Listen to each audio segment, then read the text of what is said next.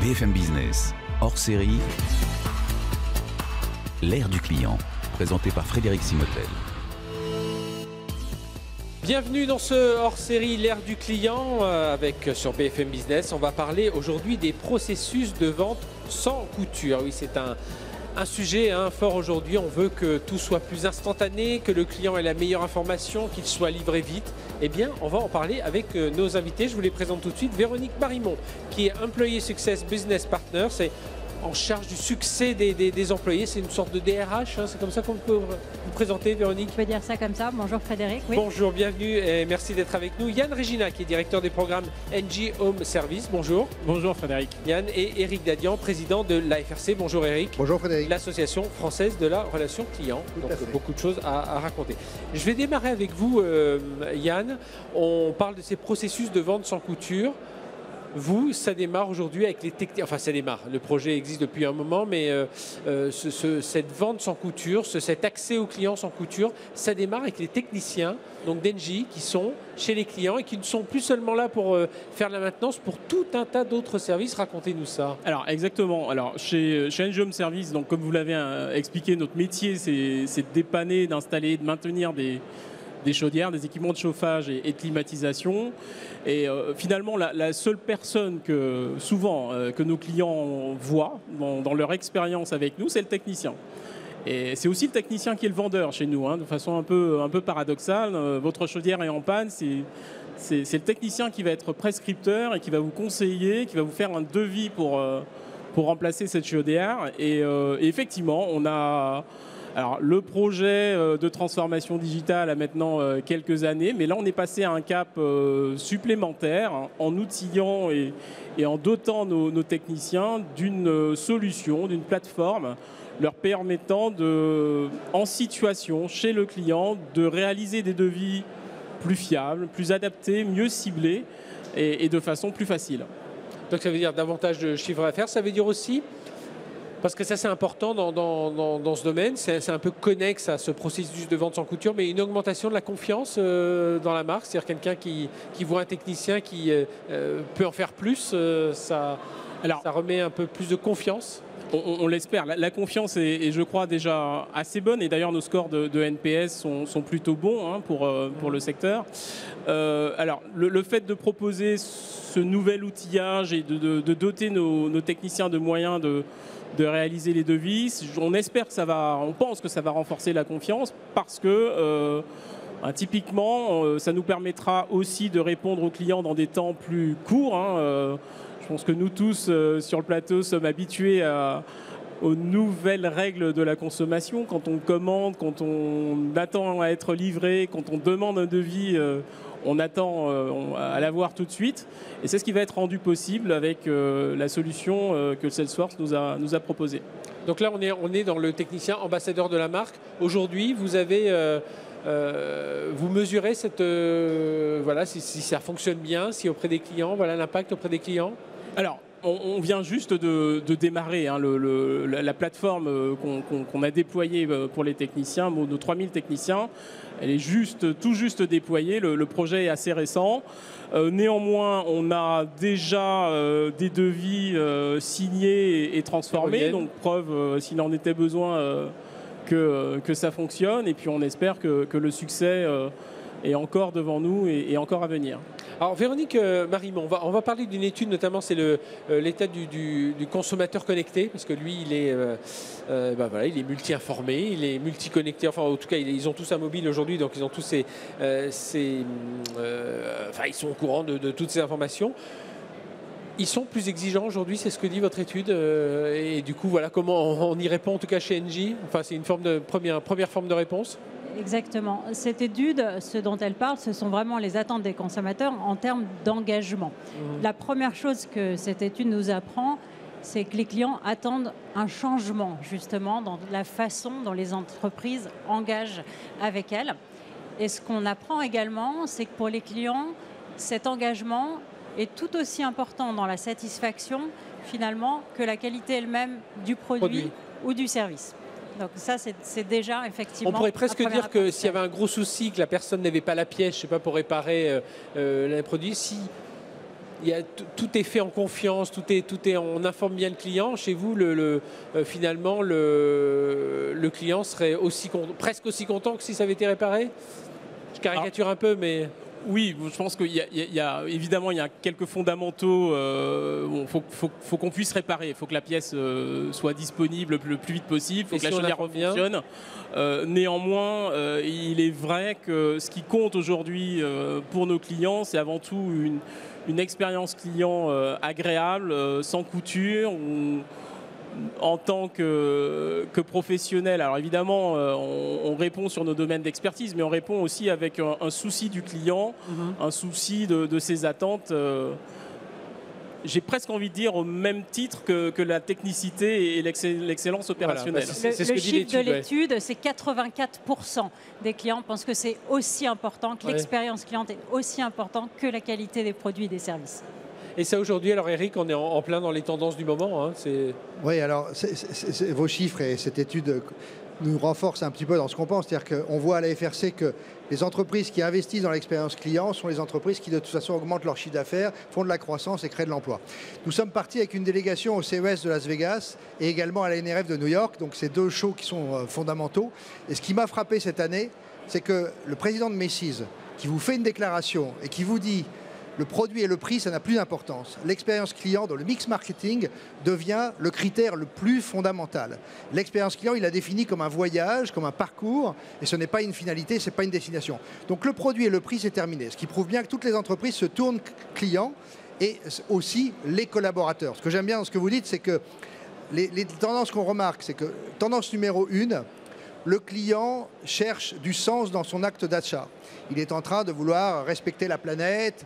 Il veut évidemment, avec sa communauté, avec sa tribu, partager sur ce qui se voit. Et lorsqu'il s'informe, lorsqu'il achète, lorsqu'il utilise, il va le faire d'une façon complètement respectueuse, surtout les jeunes générations, de la planète, du manger local, de l'animal respecté, etc. Donc on est dans le respect, on est dans la confiance.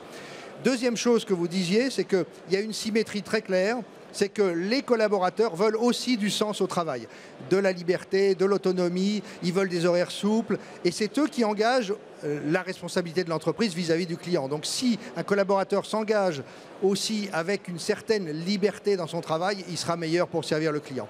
Et la troisième tendance qu'on observe, c'est que les marques ont compris, avec ce que vous appelez le phygital, avec les technologies, les process et surtout les hommes, qu'il n'y a plus aucune couture entre le retail, Internet, l'ensemble des canaux qui sont à notre disposition. Et ça, on l'a vu à New York, on va dans des solutions expérientielles. Je ne sais pas comment on peut le définir. Quand vous achetez chez Casper des lits, vous allez apprendre à dormir. On ne va pas vous vendre forcément un produit. Quand vous allez chez Nike, on va vous faire courir. Quand vous allez chez Occitane, on va vous mettre dans un champ de lavande avec énormément de senteurs et de crèmes. Évidemment que la finalité, c'est de vous vendre quelque chose. Mais on passe d'abord par une expérience mémorable. C'est ça que le client va retenir, c'est l'expérience mémorable. Et ça veut dire que via les réseaux sociaux, on va même pouvoir partager et jouer le rôle en étant client, être ambassadeur de la marque. Voilà. Il y a une marque que vous connaissez tous qui s'appelle Coca-Cola qui dit le client est devenu un média. Avec les réseaux sociaux, c'est un média. C'est-à-dire qu'il a une telle influence, il est ambassadeur de la marque s'il a envie ou il est détracteur. Il va le partager. Autrefois, vous le partagez avec vos amis. Aujourd'hui, il le partage avec des milliers de personnes qui le suivent sur Twitter ou sur les réseaux sociaux. Donc attention. Le client on a inversé le sens de la relation client à partir de 2007, quand on a eu notre smartphone. Attention, le client aujourd'hui, c'est devenu un média. C'est très puissant de dire ça.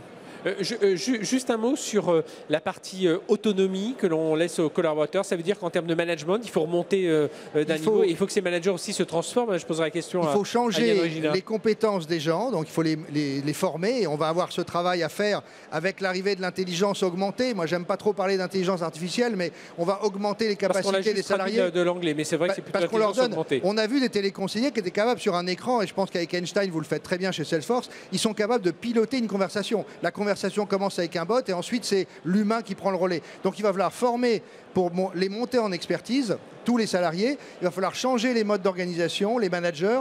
La FRC aime bien dire qu'elle accompagne ces transformations des organisations. Mais oui, va falloir tout changer dans les 10 ans qui viennent. Ça va prendre du temps, mais il va falloir adapter les entreprises. Yann Regina, ça a changé chez vous. Ça veut dire que d'un côté, les managers sont prêts à donner un peu plus d'autonomie, de responsabilité à leurs collaborateurs. Ça veut dire aussi que les techniciens, ils ont accepté aussi de dire ben oui, on va faire des devis, on va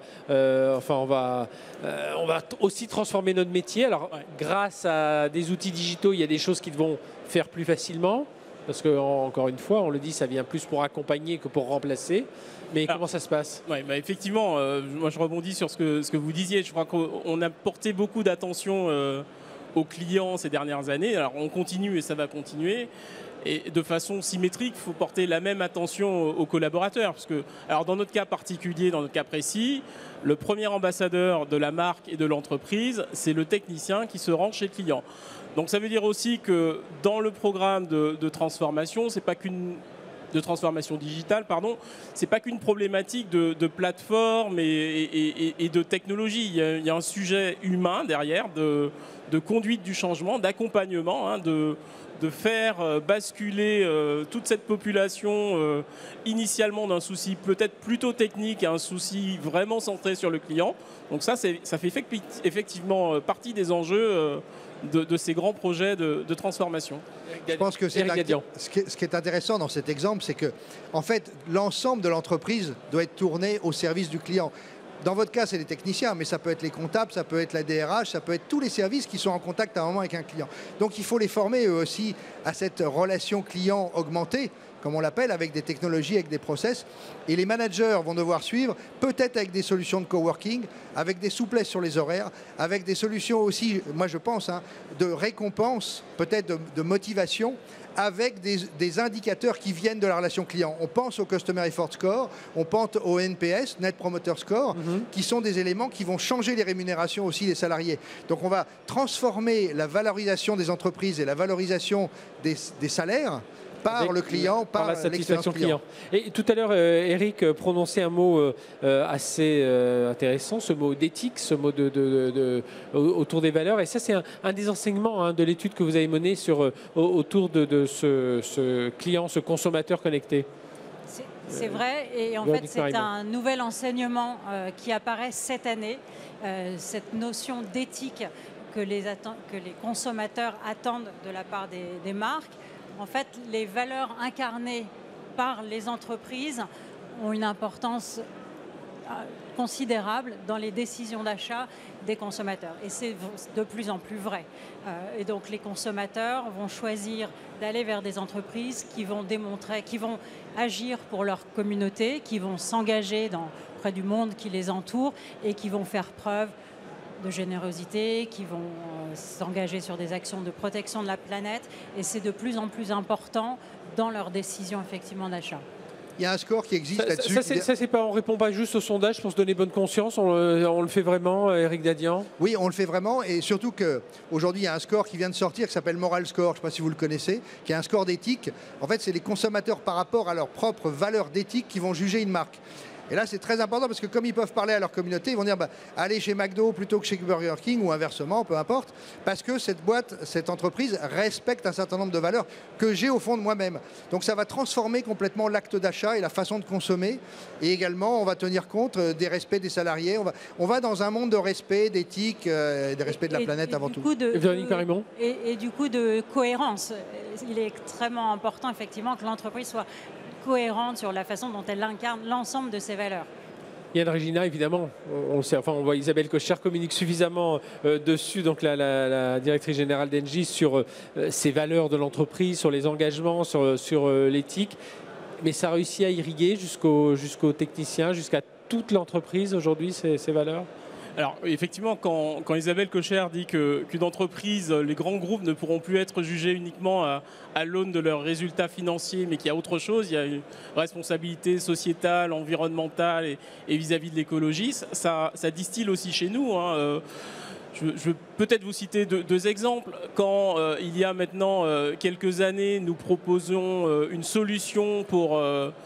alors plutôt que de débourser une somme alors, qui peut paraître considérable pour remplacer une chaudière très peu performante et défectueuse, quand on propose une solution qui consiste à, avec une mensualité fixe, de pouvoir acquérir sa chaudière, son contrat d'entretien, voilà, ça aussi c'est une réponse et c'est aussi une solution à des enjeux environnementaux, des enjeux écologiques. Il y a un exemple qui est encore plus récent. En début d'année, notre CEO a annoncé qu'on lançait la chaudière à 1 euro. Donc c'est un moyen pour des populations en situation de précarité ou de grande précarité, qui souvent sont d'ailleurs dans des situations de précarité énergétique, hein, d'avoir accès à un équipement de chauffage, alors qui n'est pas un équipement de chauffage bas de gamme, hein, on parle de chaudière à très haute performance énergétique. Alors Engie prend en charge la complexité de la relation avec les organismes publics en charge des aides à l'amélioration de l'habitat, par exemple, ou des C2E. On prend aussi en charge un aspect de trésorerie, hein, pour qu'au final, ces populations puissent changer leurs équipements de chauffage avec un reste à charge qui est minime et qui peut même, dans certains cas, être effectivement de 1 euro. Éric Dadian, on voit dans tout ce que l'on dit là, c'est redonner du sens, redonner par rapport aux collaborateurs, aux clients. On y est vraiment quand on a vu ce qui s'est passé cet hiver avec le phénomène social des gilets jaunes qui se plaignaient contre tout. Alors c'est vrai que l'entreprise était assez épargnée finalement. Oui, enfin, les gilets jaunes, c'est peut-être un choc de civilisation, c'est peut-être un problème qui est lié aussi. On est en train de voir arriver des solutions d'intelligence artificielle, on pense que les robots vont tout supprimer. Moi, je partage ce que dit Luc Julia dans son livre. L'intelligence artificielle n'existe pas. De Siri et voilà, le fondateur de Siri, celui qui a créé Siri, il dit que de toute façon, ce ne sont que des algorithmes qui utilisent des données. Donc l'humain restera fondamental. Il va falloir 10 ans, voire 30 ans, pour transformer les métiers, former et apprendre à faire d'autres tâches. C'est ce qu'on disait tout à l'heure, et peut-être laisser à la machine un certain nombre de choses. Mais les gilets jaunes, ça exprime bien ça. Donc oui, on se tournera aujourd'hui vers des marques qui respectent et qui ont de l'éthique en termes d'achat, et puis on se tournera vers des entreprises qui vous embaucheront, qui auront aussi les mêmes valeurs et les mêmes éthiques. Donc l'entreprise aujourd'hui, elle a intérêt, alors nous on dit qu'elle a intérêt à aller vers l'expérience client, hein, avant tout, ce qui est vrai, mais à se préoccuper surtout de ses valeurs. Yann Regina ? Oui, enfin vous parliez du mouvement des Gilets jaunes, mais il y a aussi un peu partout en Europe, dans beaucoup de villes d'Europe, beaucoup de jeunes qui se sont mobilisés, sont descendus spontanément dans les rues, aussi pour dire qu'ils ne souhaitent pas travailler dans des entreprises qui n'ont aucun souci de l'environnement et aucune éthique environnementale. Donc ça aussi, il faut l'entendre. Alors, les deux ne sont pas opposés, hein, évidemment. Les deux veulent dire quelque chose sur les habitudes qui évoluent à la fois pour les clients et aussi pour les employés et les collaborateurs. Et là, la passerelle est toute trouvée pour l'un des 3e points de l'étude, Véronique Marimont, c'est la confiance.